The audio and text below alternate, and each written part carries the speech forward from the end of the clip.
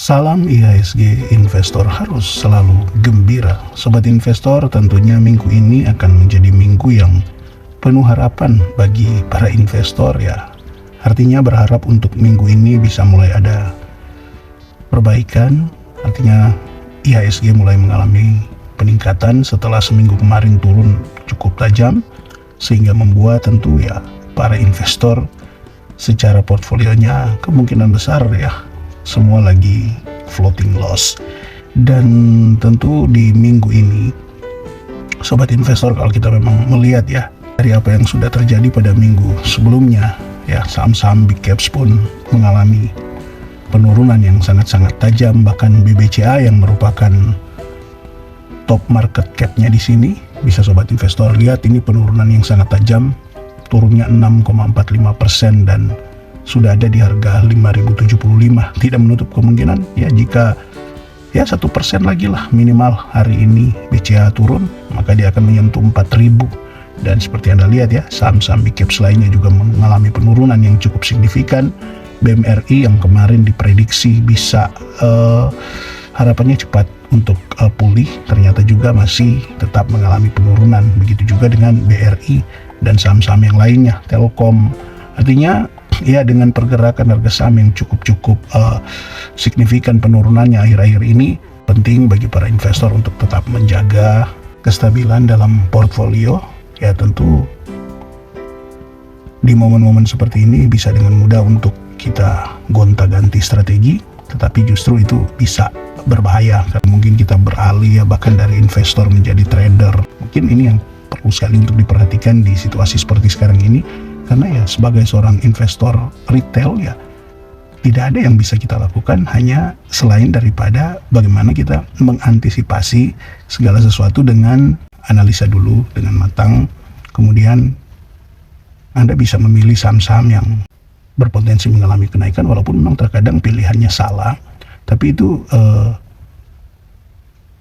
adalah lebih baik daripada ketika kita mengambil keputusan tanpa pertimbangan yang jelas, yang akhirnya ya itu akan membuat perjalanan investasi kita itu jadi suatu yang tidak menyenangkan, karena selalu disertai dengan floating loss yang cukup besar, bahkan tidak menutup kemungkinan sampai cut loss yang begitu dalam. Nah sobat investor, sekarang memang ya rata-rata boleh dibilang para investor retail seperti kita ya banyak yang sepertinya pesimis, banyak yang ya ibaratnya sudah tidak tahu lagi mau ngapain. Ya memang di situasi seperti ini tidak mudah untuk mengambil keputusan, tidak mudah misalnya untuk kita menjual karena berpikir jangan-jangan dia sudah mulai akan rebound, tidak mudah untuk kita masuk, jangan-jangan dia kemungkinan akan laju turun lagi, tidak mudah untuk kita hold saham sementara kemungkinan juga masih bisa lanjut penurunan. Jadi di situasi seperti sekarang ini memang menjadi pembelajaran penting untuk melatih mental kita, tinggal bagaimana ya mengukur dan mengaturnya sesuai dengan resiko kemampuan kita. Artinya di tengah pasar yang tidak pasti seperti ini, kita ukur lah, jika saya minus misalnya 10% dari portfolio saya di keadaan sekarang ini, apakah saya masih kuat? Nah itu saja yang mungkin bisa kita lakukan ya, selain daripada yang tadi kita tetap menganalisa saham-saham pilihan kita, atau kalaupun mau masuk memang tentukan saham-saham pilihan kita itu adalah saham-saham yang menurut kita ya kita sudah analisa dengan matang, karena itu yang akan menjadi pegangan sekalipun ya fluktuasi harga saham membawa portfolio kita ada dalam keadaan floating loss. Dan ini penting sekali untuk dilakukan ya. Bahkan di tengah situasi seperti ini, jika pun memang Anda belum yakin, sebaiknya jangan FOMO ya, jangan takut ketinggalan.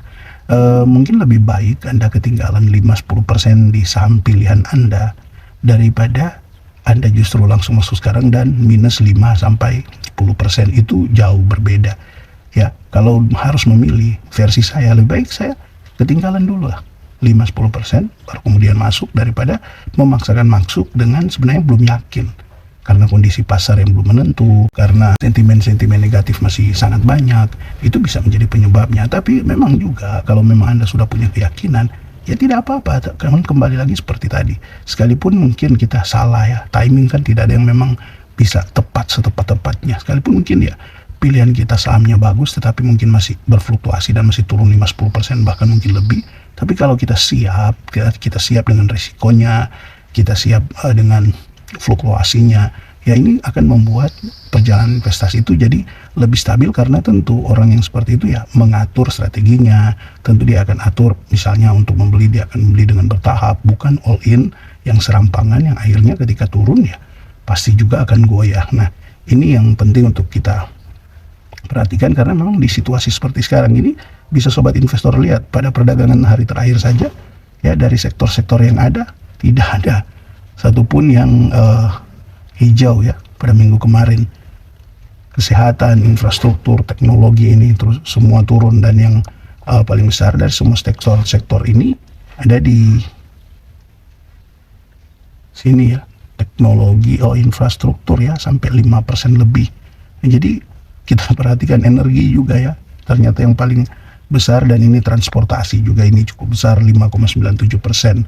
Jadi memang mau memilih di sektor manapun ketika kondisi pasar seperti sekarang ini ya, terutama bukan lagi hanya berbicara tentang apakah analisa kita sudah tepat, tetapi yang terutama memperhatikan atau mempertimbangkan resiko, karena di kondisi pasar seperti sekarang ini sebaiknya jangan dulu fokus pada bagaimana profit, tetapi sebaiknya fokus dulu bagaimana bisa bertahan. Karena hitung-hitungannya kan, kalau di pasar yang bearish seperti sekarang ini, pasar yang penurunannya sangat signifikan, kemudian kita bisa bertahan, tentu ketika dia mulai normal, apalagi dia mulai pulih, ya tentu portfolio kita itu akan meningkat. Karena di situasi yang tidak bagus saja kita bisa bertahan, apalagi ketika situasi sudah berubah ke arah yang lebih baik lagi. Maka itu yang juga merupakan penting untuk dilakukan sekarang ini. Berusaha untuk bertahan dengan cara ya jangan gonta-ganti strategi, berusaha untuk bertahan dengan mengatur strategi itu terlebih untuk entry ya, untuk masuk itu dengan benar, jangan langsung FOMO, jangan langsung all in.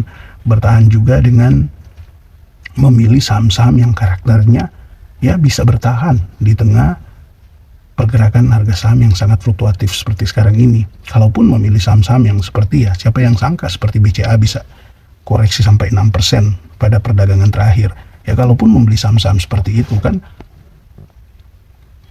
tentu juga harus disertai dengan pengaturan risiko, pengaturan modal yang membuat ya ketika dia turun lebih lagi ya Anda siap dan menempatkan rata-rata harga yang baik, karena Anda membelinya secara bertahap.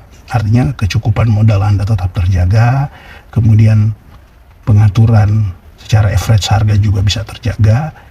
Itu yang juga bisa berkaitan dengan yang tadi dikatakan berusaha untuk bertahan ya. Ya kalaupun memang sudah tidak ada modal dan Anda memang masih ingin bertahan, ya sudah tutup saja. Bahkan kalau boleh ya sudah tidak usah dilihat lagi portfolionya, karena memang Anda sudah memilih untuk bertahan. Daripada memilih untuk bertahan dan setiap hari dilihat, kan itu juga tidak ada gunanya. Tidak ada yang bisa kita lakukan untuk mengubah arah pasar selain daripada hanya berharap dan satunya lagi menunggu saat yang tepat, saat dimana saham-saham pilihan kita itu selama fundamentalnya bagus, dia akan kembali ke harga wajarnya di tengah situasi pasar yang sudah membaik. Oke ya, sobat investor, mungkin sobat investor punya cerita-cerita yang lain di tengah situasi seperti sekarang ini.